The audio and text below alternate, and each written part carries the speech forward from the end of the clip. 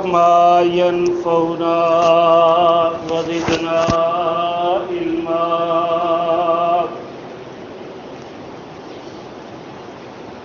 أعوذ بالله السميع العليم من الشيطان الرجيم.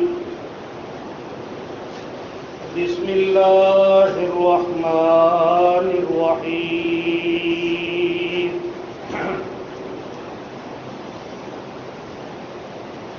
يا أيها الذين آمنوا كتب عليكم الصيام كما كتب على الذين من قبلكم لعلكم تتقون. أياما معدودات. فمن كان منكم مريضا أو على سفر فعدة من أيام أخر. وعلى الذين يطيقونه فدية طعام مسكين. فمن تطوع خيرا فهو خير له. وأن تصوموا خير لكم إن كنتم تعلمون.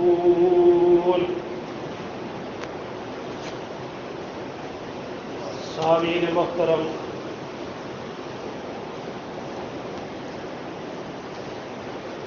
رمضان المبارک کا مقدس مہینہ ایک یا دو دن کے بعد اللہ کے فضل و کرم سے اپنی رحمتوں اپنی برکتوں کے ساتھ نزول فرمانے والا ہے. گزشتہ خطبہ جمعۃ المبارک میں بھی رمضان کے حوالے سے چند گزارشات آپ کو گوش گزار کی تھی. آج بھی اسی حوالے سے چند مسائل آپ کے گوش گزار کرنا مقصود ہے. آج کے خطبہ میں جو بنیادی چیزیں آئیں گی وہ ہے کہ ہمیں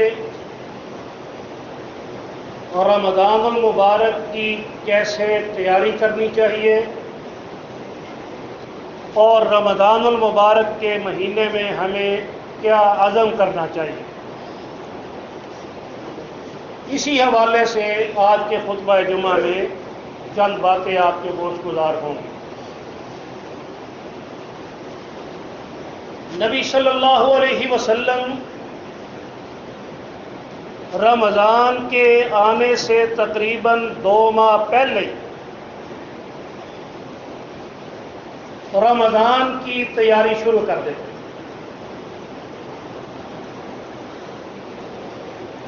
حضرت انس رضی اللہ تعالی عنہ کی ایک حدیث مبارکہ ہے.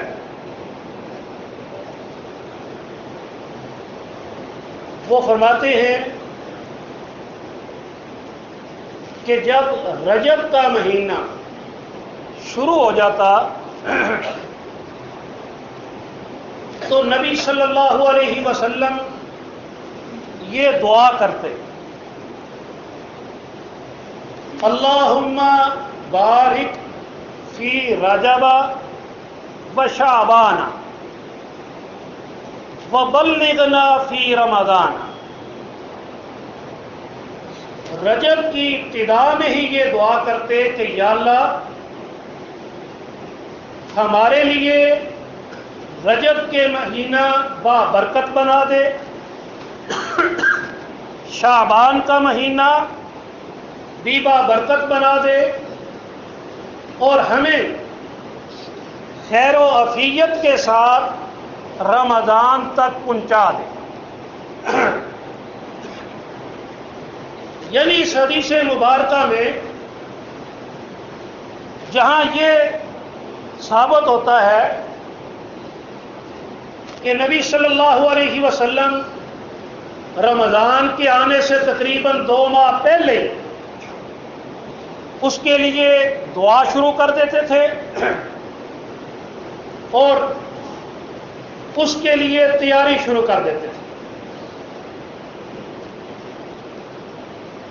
اور اس حدیث مبارکہ سے یہ بھی ثابت ہوتا ہے کہ ہمیں بھی رمضان آنے سے پہلے اللہ تبارک و تعالیٰ سے دعا کرنی چاہیے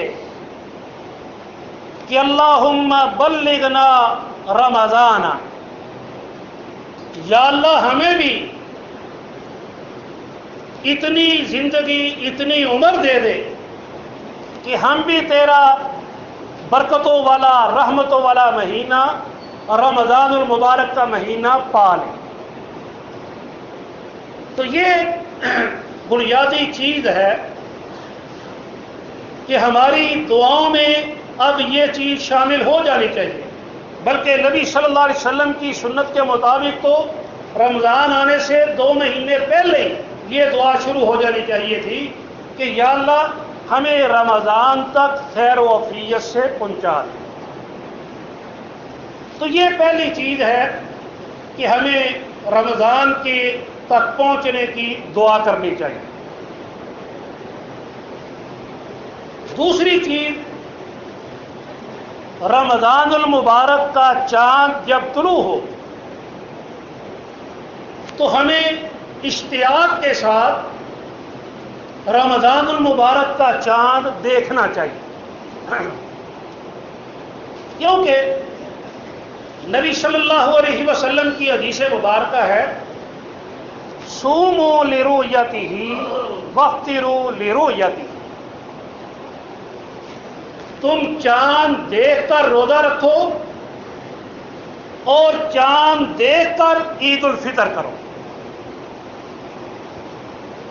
موجودہ دور میں کیونکہ جدید ٹیکنالوجی آ چکی ہے، معاملات جدید قسم کے ہو گئے ہیں، رؤیت حلال کمیٹی بھی ہے، اس حوالے سے لوگوں کے اندر اب وہ شوق جذبہ رمضان کے چاند دیکھنے کا یا عید کے چاند دیکھنے کا نہیں رہا. جو جذبہ ہم بچپن میں دیکھتے تھے کہ لوگ بڑے شوق کے ساتھ جب رمضان کا چاند ہونا ہوتا یا عید کا چاند، چھتوں کے اوپر مرد حضرات، عورتیں، بچے گھروں کی چھتوں پر چڑھ کر چاند دیکھنے کی سنت جو ہے نبی صلی اللہ علیہ وسلم کی، اس کو زندہ کرتے کہ آپ صلی اللہ علیہ وسلم بھی خاص طور پر چاند کو دیکھنے کی کوشش فرماتے ہیں. اور اس کا تعلق بھی اسی کے ساتھ ہے. نبی صلی اللہ علیہ وسلم نے یہاں تک فرمایا کہ اگر کوئی ایک عادل شخص بھی چاند دیکھ لیتا ہے، وہ گواہی دے دے، تو اس ایک آدمی کی گواہی بھی قبول کی جائے گی. لیکن اس کے ساتھ ساتھ نبی صلی اللہ علیہ وسلم کی ایک اور حدیث مبارکہ بھی ہے. آپ صلی اللہ علیہ وسلم نے فرمایا من صام یوم الشک فقد عصا ابا القاسم صلی اللہ علیہ وسلم، جس شخص نے ایسے دن کا روزہ رکھا جس میں شک ہے، اس نے نبی صلی اللہ علیہ وسلم کی، یعنی آپ صلی اللہ علیہ وسلم کی کنیت تھی ابو القاسم، فرمایا کہ اس نے ابو القاسم محمد صلی اللہ علیہ وسلم کی اس نے نافرمانی کی. یعنی رمضان المبارک کی ابتدا 2 چیزوں سے ہوتی ہے، ان میں سے کوئی ایک ہو جائے. یا تو یقینی چاند نظر آ جائے، اگر چاند نظر نہیں آیا پھر شعبان کی 30 تاریخ مکمل ہونے کے بعد رمضان شروع ہوگا. آپ دیکھتے ہیں کہ ہمارے ملک میں بعض اوقات اس میں اختلاف ہو جاتا ہے، خاص طور پر پشاور کے حوالے سے وہ 1 دن پہلے ہی جو ہے روزہ رکھ لیتے ہیں.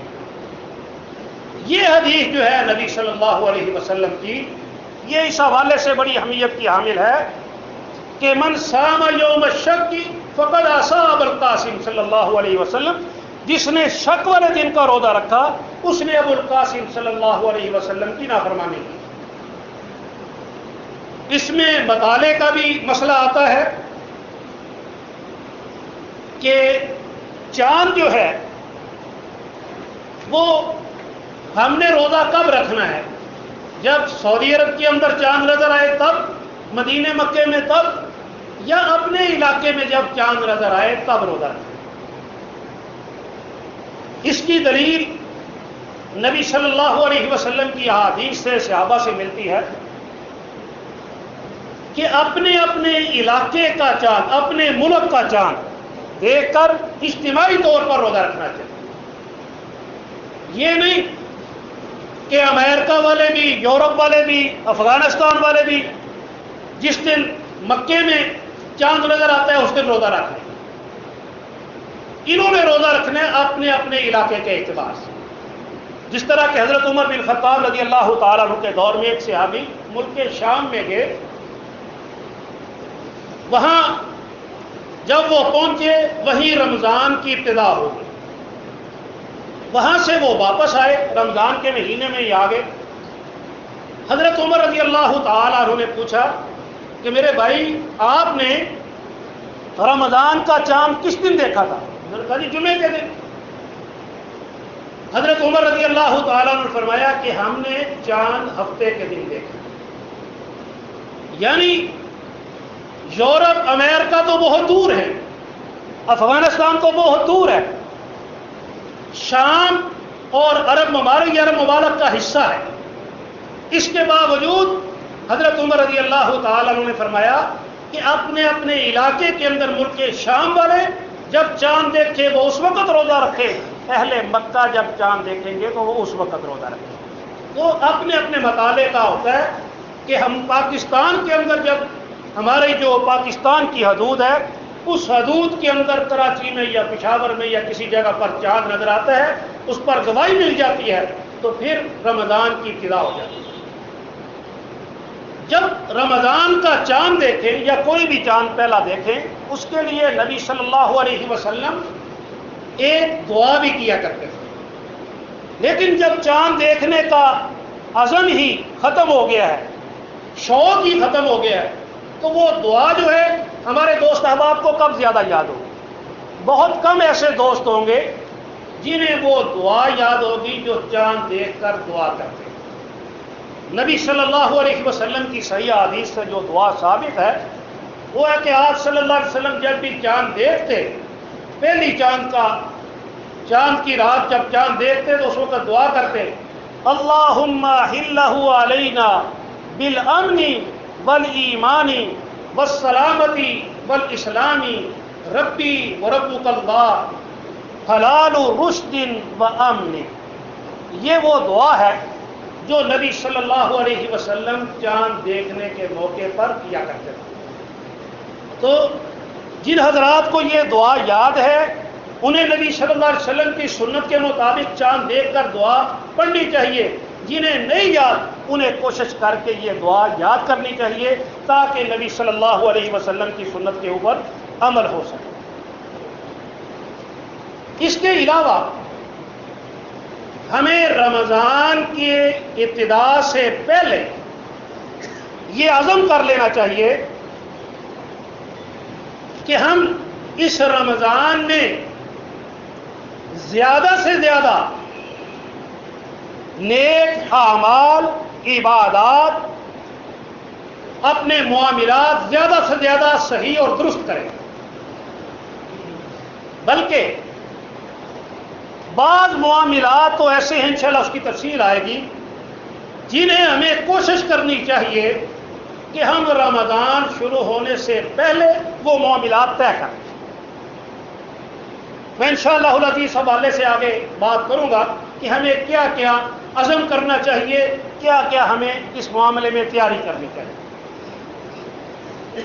ایک اور چیز جو اس حوالے سے ہے وہ ہے کہ اب تو ہمیں دعا کرنی چاہیے کہ اللہ تبارک و تعالی ہمیں خیر و عافیت کے ساتھ رمضان تک پہنچا دے، کیونکہ رمضان کا وہ بابرکت مہینہ ہے جس کی بہت زیادہ فضیلت ہے۔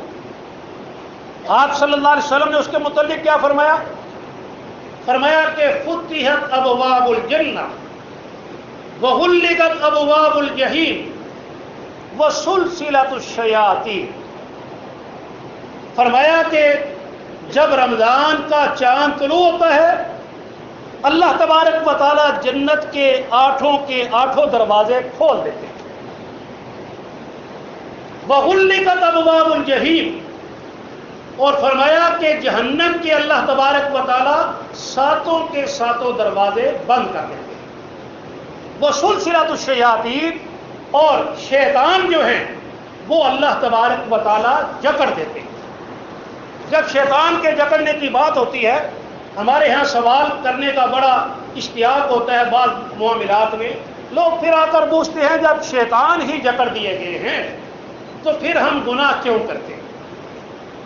اس کا ایک اور دوسری حدیث مبارکہ کے اندر اس کا جواب ہے کہ جو رمضان المبارک میں شیطان جکڑے جاتے ہیں وہ بڑے بڑے مردۃ الشیاطین، بڑے بڑے سرکش جو شیاطین ہیں، جنات ہیں، ان کو جکڑ دیا جاتا ہے۔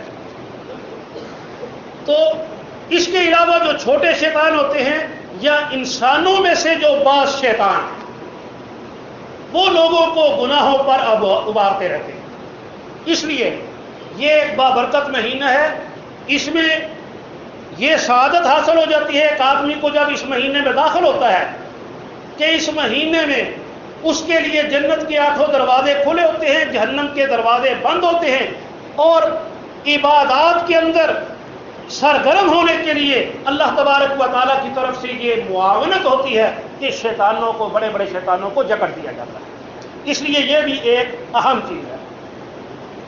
پھر اسی مہینے میں اللہ تبارک و تعالیٰ نیکیوں کا اجر بڑھا دیتے ہیں۔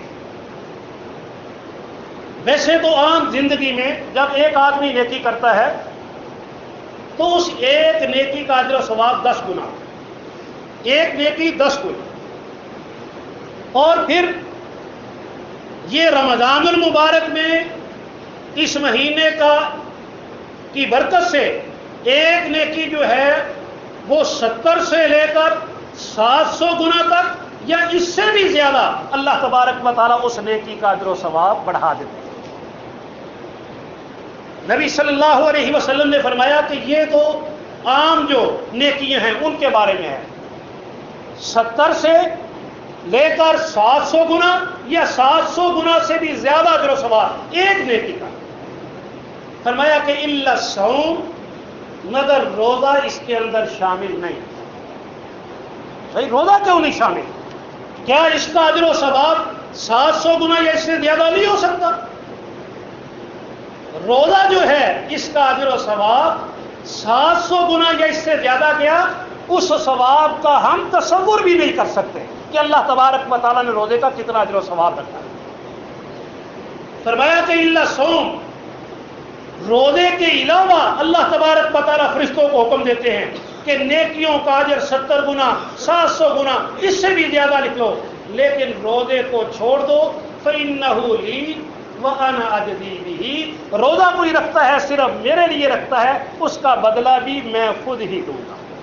یعنی دوسرے الفاظ میں اس کا یہ معنی ہے کہ اللہ تبارک و تعالیٰ فرشتوں سے کہتے ہیں کہ تم روزے کا اجر و ثواب لکھنے کی طاقت ہی نہیں رکھتے، روزہ میرے لیے ہے اور اس کا اجر و ثواب بھی قیامت کے دن میں ہی اپنے بندے کو دوں گا۔ یہ تو ایک لحاظ سے ہے وَأَنَا أَجْزِي بِهِ۔ بعض محدثین نے اسی لفظ کو اس طرح پڑھا ہے وَأَنَا أُجْزَىٰ بِهِ۔ اس کا معنی یہ ہوگا کہ یہ روزہ رکھنے والا آدمی میرے لیے روزہ رکھتا ہے اور اس کا بدلہ کیا ہے؟ اس کا بدلہ میں خود ہی ہوں، جو میرے لیے روزہ رکھتا ہے اللہ تبارک و تعالیٰ فرماتے ہیں میں پھر اس کا ہو جاتا ہوں۔ جس کا اللہ تبارک و تعالیٰ ہو جائے اس کو پھر اور کس چیز کی ضرورت رہ جاتی ہے۔ تو یہ بھی اسی مہینے کی برکت ہے کہ اس کے اندر نیکیاں جو ہیں یہ بڑھا دی جاتی ہیں۔ اسی مہینے کی برکات کے اندر ہے کہ ہر رمضان کی رات میں آسمان سے منادی ہوتی ہے یا طالب الخیر اقصر، یا طالب الخیر اقصر، اے خیر کے طالب جتنی زیادہ سے زیادہ تو نیکیاں کر سکتا ہے کر، اور دوسری آواز یہ آتی ہے یا طالب الشر اقصر، اے برائیاں کرنے والے تو برائیوں سے باز آ جا، رمضان المبارک کے مقدس مہینے میں برائیاں کر کے گناہ کر کے اپنے نامہ اعمال کو داغدار نہ کر۔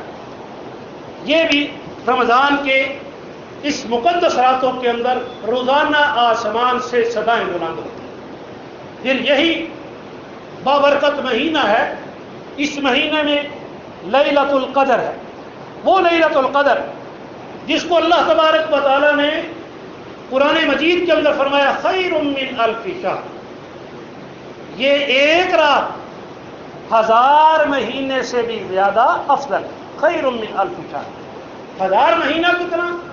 1000 مہینے کا حساب لگائے تقریباً 83 سال بنتے۔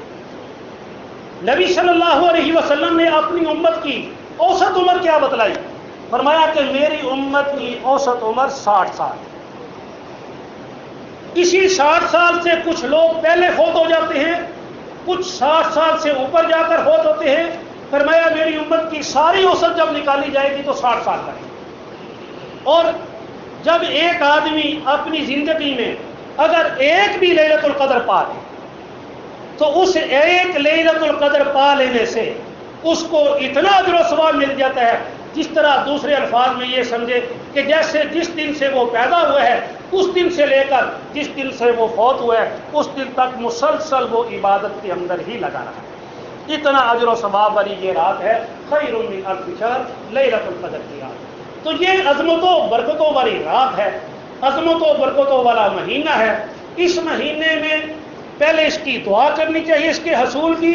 جب یہ حاصل ہو جائے پھر اللہ تبارک و تعالیٰ کا شکر ادا کرنا چاہیے۔ نبی صلی اللہ علیہ وسلم نے فرمایا جب بھی کسی کو کوئی نعمت حاصل ہو اسے نعمت کا شکر ادا کرنا چاہیے۔ فرمایا کہ جو شخص شکر ادا کرتا ہے ہم اسے مزید انعامات سے نوازیں۔ تو یہ انعامات میں سے کتنا بڑا انعام ہے رمضان المبارک کا مقدس مہینہ اگر ہمیں دوبارہ اس ہماری زندگی کے اندر ہمیں حاصل ہو جائے تو یہ ایک بہت بڑی سعادت ہے۔ اس لیے اس مہینے کے اندر جب ہم داخل ہو جائیں ہمیں رمضان المبارک کے حصول کے بعد اللہ تبارک و تعالیٰ کا شکر ادا کرنا چاہیے۔ اگر ہو سکے تو شکرانے کے نفل بھی اگر ادا کر لے تو اس میں کوئی حرج نہیں۔ اب رمضان المبارک میں ہمیں کیا کیا کرنا چاہیے؟ ہمیں رمضان المبارک میں اپنی عبادات، صدقات، مناجات، معاملات، ان سب چیزوں کے اندر ہمیں خاص طور پر توجہ دینی چاہیے۔ پہلی چیز صدق عبادات ہے۔ نبی صلی اللہ علیہ وسلم کے متعلق ذکر ہے کہ آپ جب رمضان داخل ہوتا آپ کی عبادت بڑھ جاتی تھی۔ بھائی کیا بڑھ جاتی تھی؟ نبی صلی اللہ علیہ وسلم تو پہلے ہی اتنی عبادت کرتے تھے کہ حدیث میں ہے نبی صلی اللہ علیہ وسلم اتنی عبادت کرتے کہ آپ کے قدم مبارک سوج جاتے، ورم آ جاتی تھی ان پر، اتنی عبادت کرتے۔ لیکن اس کے باوجود نبی صلی اللہ علیہ وسلم جب رمضان کا مہینہ شروع ہوتا حدیث کے اندر آتا ہے اتنی عبادت کرتے کہ عبادت کے جیسے کسی نے کوئی کام کرنا ہونا وہ کمر کس لیتا ہے۔ ہماری زبان میں بھی یہ لفظ استعمال ہوتا ہے کہ کسی کام کو دل لگی کے ساتھ، دل جمی کے ساتھ کرنا ہو تو ہم اس کے لیے کہتے ہیں اس کام کے لیے فلاں نے کمر کس لی۔ حدیث کے اندر بھی یہ الفاظ ہے کہ نبی صلی اللہ علیہ وسلم رمضان کا مہینہ جب آتا تو عبادت کے لیے نبی صلی اللہ علیہ وسلم کمر کس لیتے، بہت زیادہ آپ صلی اللہ علیہ وسلم عبادت کرتے تھے۔ تو یہ عبادات کے معاملے کے اندر نبی صلی اللہ علیہ وسلم اس کو بڑھا دیتے تھے۔ عبادات کے اندر نماز ہے، نماز ویسے ہی فرض ہے، ہر مسلمان کے اوپر سارا سال ہی نماز فرض ہے۔ آپ بیٹھ گئے نا، بہرحال پچھلے جمعے بھی آپ آگے اس طرح آئے تھے، اس طرح اچھی نہیں، میں نے پچھلے جمعے بھی کہا تھا گردنیں پھلانگ کر آگے نہیں آتے، گناہ ہوتا ہے۔ تو پھر آپ تو آئے نا، آپ بہن واسطے بات جگہ نہیں نظر آئی.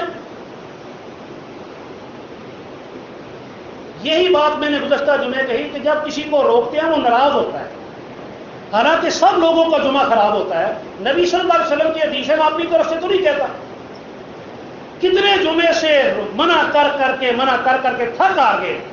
لیکن آدمی بھی، میں بھی ایک انسان ہوں، اگر تنگ آ جاتا ہے آدمی کہ ایک مسئلے کو اتنی بار کہا ہے پھر اثر نہیں ہوتا، سب کی توجہ بڑھ جاتی ہے.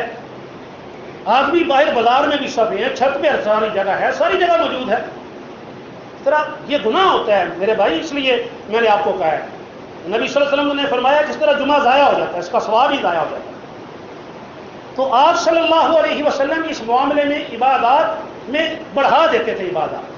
اور اس حوالے سے نماز جو ہے، اس کی میں بات کر رہا تھا، نماز تو ویسے ہی فرض ہے. 5 نمازیں اللہ تبارک و تعالیٰ نے فرض کی ہیں، اور وہ سارا سال ہی پابندی کے ساتھ آدمی کو نمازیں پڑھنی چاہیے.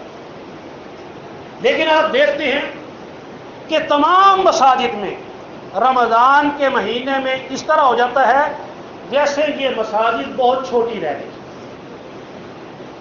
اتنے زیادہ لوگ مسجد میں نماز پڑھنے کے لیے آ جاتے ہیں. شاید یہ سمجھتے ہیں کہ صرف ایک مہینہ رمضان کا ہے، اسی رمضان کے مہینے میں ہی نماز فرض ہے، اس کے بعد نماز فرض نہیں. یہ بات نہیں ہے. نبی صلی اللہ علیہ وسلم تو معمول کی عبادات جو تھی وہ تو آپ کرتے ہی کرتے تھے.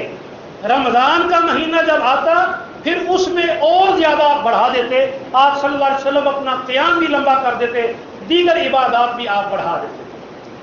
تو یہ رمضان المبارک کے مہینے میں لوگ نمازیں شروع کرتے ہیں. بالکل اسی طرح معاملہ ہے جس طرح ذوالحج کا چاند دیکھ کر ہمارے بعض دوست داڑھی منڈوانا چھوڑ دیتے. بھائی داڑھی منڈوانا کیوں چھوڑا؟ کہتے ہیں کہ نبی صلی اللہ علیہ وسلم نے فرمایا ہے کہ جس شخص نے قربانی کرنی ہے وہ حجامت نہ بنوائے. تو داڑھی بھی حجامت کے اندر ہے، اس لیے ہم حجامت نہیں بنوا رہے. بھائی نبی صلی اللہ علیہ وسلم کا فرمان ہے. جس پیغمبر صلی اللہ علیہ وسلم نے یہ فرمایا ہے کہ ذوالحج کا چاند دیکھ کر حجامت نہیں بنوانی جس نے قربانی کرنی ہے، اسی پیغمبر صلی اللہ علیہ وسلم نے یہ بھی حکم دیا ہے ہمیشہ کے لیے کہ داڑھی کو چھوڑ دو، داڑھی کو بڑھنے دو، داڑھی کو نہ کاٹو. یہ ساری زندگی کے لیے حکم ہے. 1 لاکھ سے زیادہ 1,24,000 پیغمبر کم و پیش آئے ہیں. ان میں سے تقریباً 313 15 یا 17 18 رسول ہیں. ان پیغمبروں اور رسولوں میں سے ایک بھی رسول ایسا نہیں تھا جو اس نے داڑھی منڈوائی. تمام پیغمبر صلی اللہ علیہ وسلم باریش تھے، داڑھی والے تھے. اللہ تبارک و تعالیٰ نے ایک مسلمان کی شکل و صورت، اس کا یونیفارم داڑھی سمیت رکھا. تو یہ عبادات کے معاملے کے اندر نبی صلی اللہ علیہ وسلم بڑھ چڑھ کر عبادات کرتے. اسی عبادات کے اندر روزہ بھی شامل ہے، قرآن مجید کی تلاوت یہ بھی اسی کے اندر شامل ہے.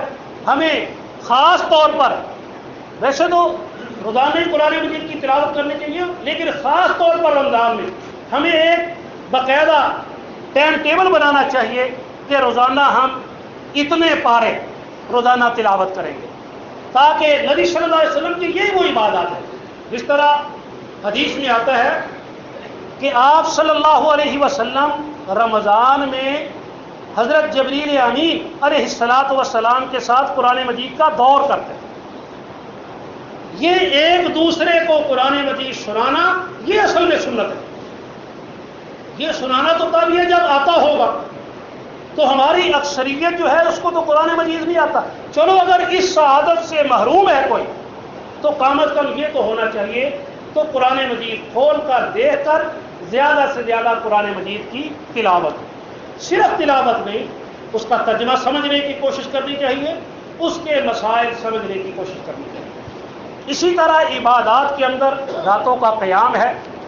تراویح، نماز تراویح، یہی نماز تراویح اسی کو قیام اللیل کہتے ہیں، اسی کو قیام رمضان کہتے ہیں، اسی کو ہی تہجد کہتے ہیں. یہ ایک نماز کے 4 نام ہیں: قیام اللیل، قیام رمضان، تہجد اور نماز تراویح. ان میں سے 3 نام جو ہیں یہ احادیث میں آئے ہیں اور چوتھا نام جو ہمارے ہاں معروف ہے تراوی، یہ فقہا نے یہ ایک حدیث سے کے ایک لفظ سے لفظ نکالا ہے تراوی، حدیث کے اندر بطور تراوی لفظ نہیں آیا۔ نبی صلی اللہ علیہ وسلم نے رمضان کے قیام کو قیام رمضان کہہ دیا ہے اور باقی راتوں کے قیام کو قیام اللیل یا تہجد کا ہے۔ قرآن مجید میں فتہجد بہ نافلۃ لک، تہجد کا لفظ آیا ہے، تو یہ ایک ہی عبادت کے سارے نام۔ نبی صلی اللہ علیہ وسلم سارا سال ہی تہجد پڑھتے تھے، لیکن خاص طور پر رمضان المبارک میں آپ صلی اللہ علیہ وسلم نے بہت زیادہ لمبا قیام کیا۔ 3 راتیں آپ صلی اللہ علیہ وسلم نے لوگوں کو جماعت کروائی تھی۔ پہلی رات 1/3 حصے تک، تہائی حصہ رات کا گزر گیا، آپ کا قیام مکمل ہو گیا۔ کتنی رکھتے تھی؟ 11 رکھتے۔ حضرت عائشہ رضی اللہ تعالی عنہا سے ان کے ایک شاگرد نے پوچھا، اے اماں جان، نبی صلی اللہ علیہ وسلم کی راتوں کا قیام رمضان کتنا تھا؟ تو حضرت عائشہ رضی اللہ تعالیٰ عنہ نے فرمایا، ما کان یزید فی رمضان ولا فی غیرہ الی 11 رکعۃ۔ نبی صلی اللہ علیہ وسلم رمضان ہو یا غیر رمضان ہو، رمضان یا غیر رمضان میں 11 رکعات سے زیادہ رات کو نہیں پڑھتے۔ وہ 11 رکعتیں پڑھنے کے لیے نبی صلی اللہ علیہ وسلم پہلی رات کیا ہوا؟ 1/3 حصہ رات کا گزر گیا۔ پھر جب دوسری رات قیام کے لیے آئے، نصف رات میں یہ 13 رکعتیں پڑھی۔ جب نصف رات گزر گئی تو حدیث میں ہے حضرت ابو ذر غفاری رضی اللہ تعالیٰ عنہ کہنے لگے کہ اللہ کے رسول صلی اللہ علیہ وسلم آدھی رات تو گزر گئی ہے، تو کتنا ہی اچھا کیوں نہ ہو کہ اگر آپ ہمیں باقی آدھی رات بھی عبادت کروا دیں۔ نبی صلی اللہ علیہ وسلم نے یہ نہیں کیا کہ چلو ٹھیک ہے باقی آدھی رات مزید اور نفل پڑھ لیتے ہیں، نہیں، نبی صلی اللہ علیہ وسلم نے وہاں ایک جملہ ارشاد فرمایا کہ میرے صحابہ میری ایک بات یاد رکھو، جو شخص ایمان کے ساتھ قیام شروع کرتا ہے حتیٰ کہ امام اپنا قیام مکمل کر لے، ایسے شخص کو اللہ تبارک و تعالیٰ اتنا اجر و ثواب دیتے ہیں کہ جیسے یہ ساری رات ہی اللہ کے سامنے عبادت میں کھڑا رہا۔ یعنی یہ اس شخص کے لیے ہے جو امام کے ساتھ رات کا قیام شروع کرے اور امام جب مکمل کر لے تو سارے قیام کے اندر وہ شریک رہے۔ یہ نہ ہو جس طرح ہمارے ہاں ہوتا ہے کہ جب ابتدائی تراویح ہوتی ہیں وہ عموماً حفاظ کرام لمبی پڑھاتے ہیں تو ان کو مس کر کے، ان کو ضائع کر کے بعد میں آ کے شامل ہو جائیں، یا بعض حضرات اس طرح کرتے ہیں کہ پہلی رکعت عموماً لمبی ہوتی ہے، پہلی رکعت پیچھے بیٹھے رہے، جب حافظ صاحب کچھ پڑھ لیتے ہیں، قرآن مجید کی تلاوت کر لیتے ہیں، جب سمجھتے ہیں کہ اب وہ رکوع جانے والے اٹھ کر ساتھ مل جاتے ہیں۔ یہ طریقہ کار نہیں، ایسے شخص کے لیے جو اجر و ثواب نہیں ہے۔ یہ اس شخص کے لیے اجر و ثواب ہے جو شخص امام کے ساتھ قیام شروع کرتا ہے حتیٰ کہ امام اپنا قیام مکمل کرتا ہے۔ یہ دوسری رات کی بات ہے۔ اس رات میں نصف رات کے اندر نبی صلی اللہ علیہ وسلم نے 12 یہ جو 11 رکھتے ہیں یہ آدھی رات کے اندر۔ تیسری رات جب آئی، صحابہ کہتے ہیں آپ صلی اللہ علیہ وسلم نے یہ 13 رکعتیں جو پڑھائیں اتنی لمبی تھی کہ ساری رات گزر گئی، ہمیں اس بات کا ڈر محسوس ہونے لگا کہیں سحری کا وقت بھی نہ ضائع ہو جائے، سحری کا وقت بھی نکل نہ جائے کہ ہمیں سحری کھانے کا وقت نہ ملے۔ یعنی آپ صلی اللہ علیہ وسلم نے عشاء کے وقت یہ تراویح شروع کرائی حتیٰ کہ صبح کی اذان سے تقریباً 15-20 منٹ پہلے تک ساری رات میں نبی صلی اللہ علیہ وسلم نے 11 رکھے۔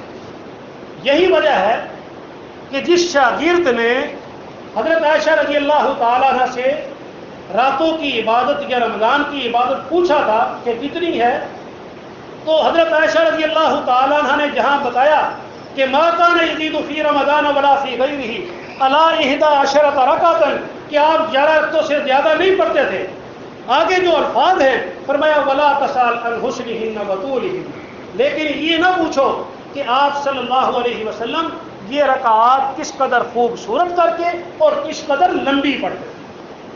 ہمارے ہاں یہ بھی بڑا مسئلہ ہے، پتہ نہیں ہمارے ایمان کی کمزوری ہے، تقوی کی کمزوری ہے، یا کیا معاملات ہیں. اکثر مساجد کے اندر یہ ہوتا ہے کہ حفاظ کرام کے اوپر دباؤ ہوتا ہے.